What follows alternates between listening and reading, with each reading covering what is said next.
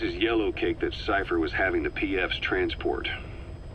Before we met you, the boss recovered it from a truck crossing the savannah. Are there metallic Archaea inside it? Yes, the Archaea metabolize uranium-235 to subsist. They must be stored inside yellow cake, or they cannot survive. So those biological traces we took for impurities were actually the real cargo? Of course they are deactivated, so they do not trigger a sudden enrichment. They are like baker's yeast. Yet, they do gradually enrich the uranium as they feed. I imagine you detected weapons-grade traces. Yeah, we did. And the malachite that was loaded on the truck had traces of uranium in it too. So that's the flower, huh? Skullface was gonna sell do-it-yourself nuke kits. The uranium-enriching Archaea complete with a user's manual. And the ores with the uranium could be sourced by the client or provided by Cypher. Even the trace amounts buried in common ores can be enriched to weapons-grade uranium by the metallic Archaea.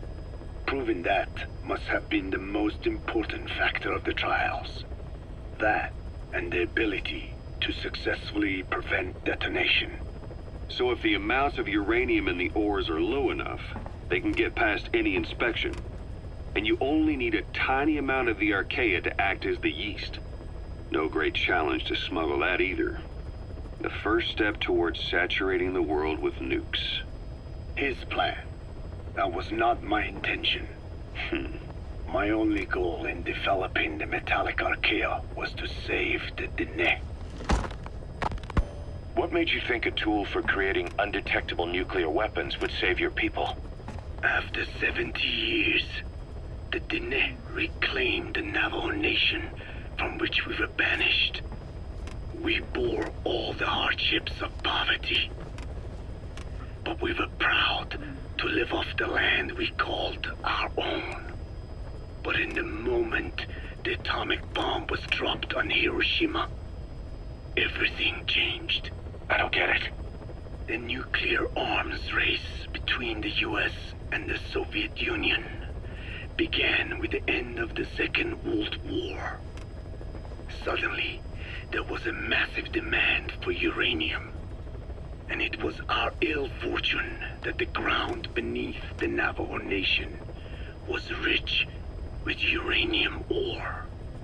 The Black Ana government set up mine after mine, and many of the Dene worked them, never informed of any danger. Every day, they went to work with no protection. The slag was simply piled out in the open. When rain fell, uranium traces left behind would seep out, and when the ground dried, it was blown about as dust. Land and water were contaminated, irradiated. Many of us became sick and died. That pain lives on to this day. I had no idea. Wanting more than anything to revive the land my forebears left to me, I was delighted upon discovering microbes that eat uranium. If they could be domesticated, I believed we could rid our land of uranium. Were you successful? No. The research called for funding on a colossal scale. But nobody was willing to invest with no prospect of a return. And that's when Skullface showed up. Correct. I can save you and your people. We share the same will.